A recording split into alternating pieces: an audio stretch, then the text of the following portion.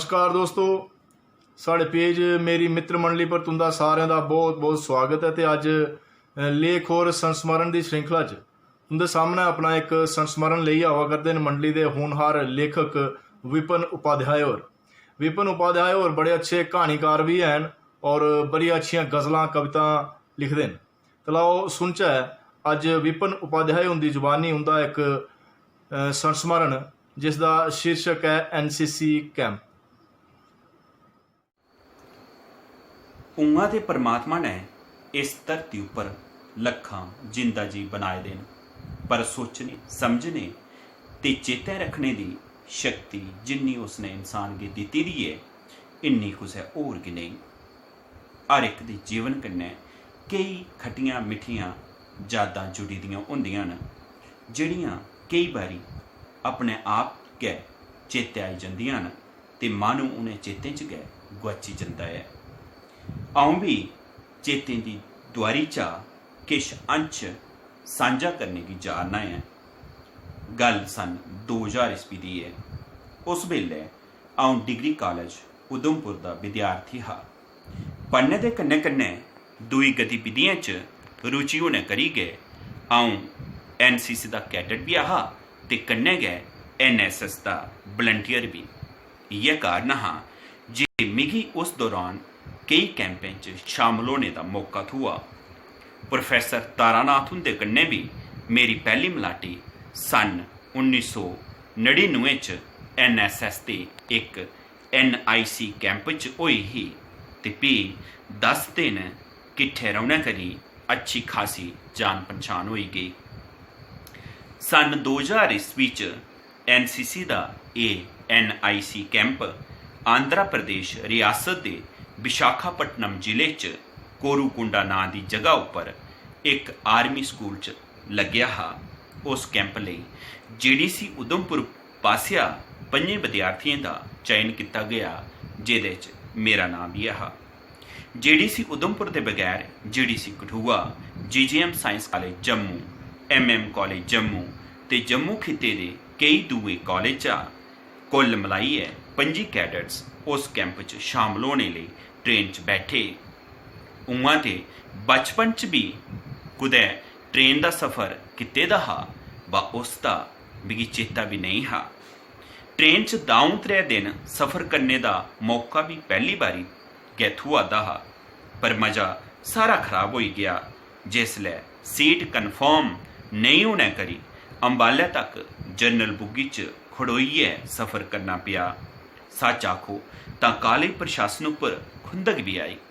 खैर जिसलै कोरुकुंडा पुज्जे तां उत्थें देशे दे लगभग सारी रियासतें थमां आए दे कैडेट्स कन्नै मिलियै मती खुशी होई। पूरा आर्मी स्कूल एक मिनी भारत लग्गा दा हा। 10 दिन का कैंप बड़ा गै मज़ेदार रहा। कई जगह दिखने का मौका भी थ्होआ। पहली बारी विशाखापट्टनम जाइए समुंदर भी दिखा। उत्थों के चिड़ियाघर च कई तरह के जीव जंतु दिखे, जिंदे च बड़े हारे ऐसे ही जिन्हें गी अस पहली दफा गै दिखा दे हे। उत्थें 90 किलोमीटर दूर उपर पहाड़ी उपर बसे दे आरकू वैली के नां कन्नै मशहूर पर्यटन स्थल भी दिखने जोगा हा, जिसकी दिखिए बड़ा संतोख बुझुआ। कैंप का खीरी दिन सांस्कृतिक कार्यक्रम का होंदा है। असें भी अपनी रियासत की इज्जत रखने लिए कोई 3 आइटमां तैयार करनियां हियां। सांस्कृतिक कार्यक्रम च रुचि रखने वाले कैडेट्स पिछले दिन संझलै इस बारे सलाह मशवरा करन लगे, जिंदे च अस लीड रोल च हे। भी फैसला किया जे साढ़े पासिया एक माइम तैयार की जाग ते दूआ लौका घड़ू चुक गोरिये उपर नृत्य पेश किया जाग, पर सुई 3 आइटम उपर आइए अटकी गई। सारें दी सलाह ही जे 3 आइटम कश्मीर दी होनी चाहिए, कि जे अस उत्थें पूरी रियासत की पेश करा दे हे, जिंदे च कश्मीर भी शामिल हा। पर समस्या ये ही जे साढ़े च कोई भी कश्मीरी नहीं हा।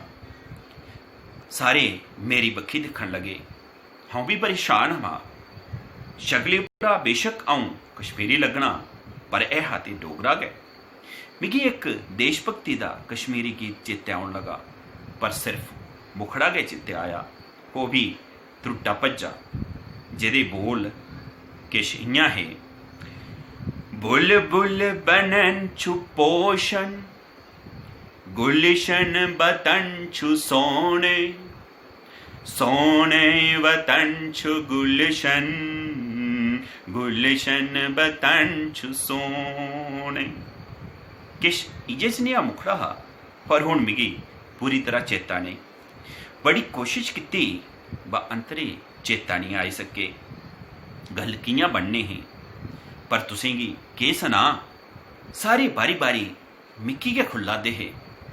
उ'आं थोड़ी बहुत कलम चलाना असें गी बचपन कोला गै औंदी ही, पर ओह् भी अपनी मां बोली डोगरी च।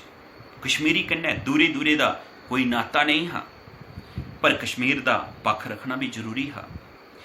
जिसलै कोई रस्ता नहीं लब्भा तां परमात्मा गी मत्था टेकी असें भी कलम कापी चुकी ते मुखड़े दी तर्ज उप्पर 4-5 अंतरे लिखी टकाए।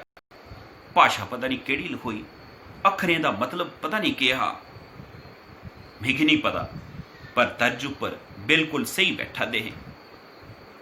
सारी रात बाकियें गी गीत रटाया, बाकी आइटमें दी त्यारी भी खूब कीती, दुए दिन प्रस्तुति दित्ती। मुकाबला बड़ा तगड़ा हुआ कि जे पूरे हिंदुस्तान दा मुकाबला हा। किस्मत खरी ही जे उत्थे एक भी कश्मीरी नहीं हा, नहीं तां पोल खुली जानी ही। जिसलै जम्मू कश्मीर रियासत अब्बल आई तां साड़ी खुशी दा कोई ठिकाना नहीं रिहा।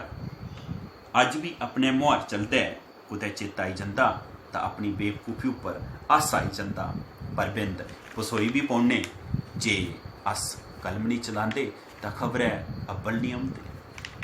दोस्तों, उम्मीद है कि विपिन उपाध्याय हुंदा एह् संस्मरण तुसेंगी बड़ा पसंद आया होना।